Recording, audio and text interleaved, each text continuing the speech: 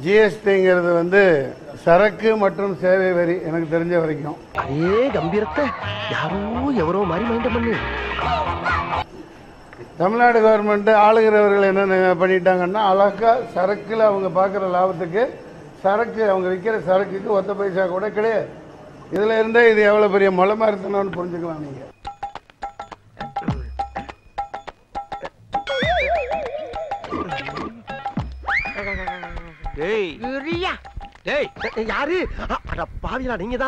நான் இப்படித்தான் பேசுவேன், தப்பா யாரும் புரிஞ்சுக்க கூடாது. சரக்கு இருக்கு இல்லையா, டாஸ்மாக், அதுக்கு இதுல வரியே கிடையாது.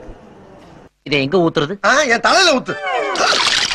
சில ஊடகங்கள்ல காட்டுறாங்க, பேசுறாங்க, சார் இதை ஏற்று சண்டை போடாதீங்க, இதை ஏற்று போராடாதீங்க, அதையும் சேர்த்து சொல்றாங்க. இப்பயே அவன் கைக்கூலிகள் அவனுடைய எடுபடிகள்ங்கிறது தெரியுது என்பது ஒரு தூண். ஏன் உங்களை நம்பி மக்கள்லாம் வாங்குறாங்க பாக்குறாங்களே, நீங்க எப்படி இருக்கணும்?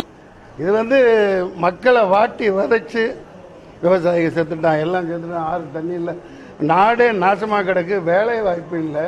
என்னையா மிரட்டுறீங்க? சொல்ல என்ன பண்ணுவீங்க? எம்எல்ஏ இந்த இடத்துல போக முடியாது. இன்னொரு முக்கியமான பாயிண்ட் இங்க நான் சொல்றேன், நல்லா பாருங்க.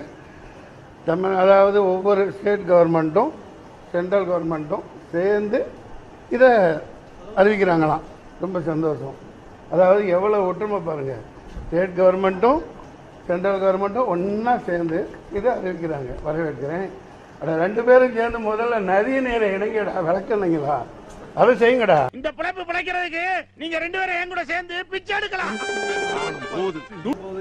ஏத்தாங்க ஏத்தாங்க, இதை மட்டுமா ஏத்தாங்க, நீட் தேர்வையும் ஏத்தாங்க. எவனாவது பிரச்சனை அம்மா வழியில ஆட்சி நடத்தினே அம்மான்னு சொன்னீங்கன்னா அவனை உதப்பேன், நாட்டுமே உதப்பேன் நான். இதுக்கு எதுக்குடா வெள்ளையங்கிலி மாலையன்னு மானம் கெட்ட அயோக்கிய பள்ளிலாம் புலப்பட்ட புழுத்த வழியலாம். எனக்கு சொல்ல உரிமை இருக்கு.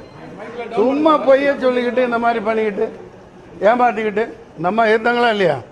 நீட் தேர்வுனால இப்ப எத்தனை குழந்தைங்க வாழ்க்கை பாதிக்கப்பட்டிருக்கு. தமிழ்நாட்டு பசங்க யாராவது வந்தாங்களா? அவங்க ஏத்தாங்களா இல்லையா? ஜிஎஸ்டி ஏத்தாங்களா இல்லையா? எடுபடிங்க கோழைத்தனமான முதுகெலும் பெற்றவர்கள். இது ஆட்சியே கிடையாது. பிஞ்சு ஒரு வாரம் ஆச்சு.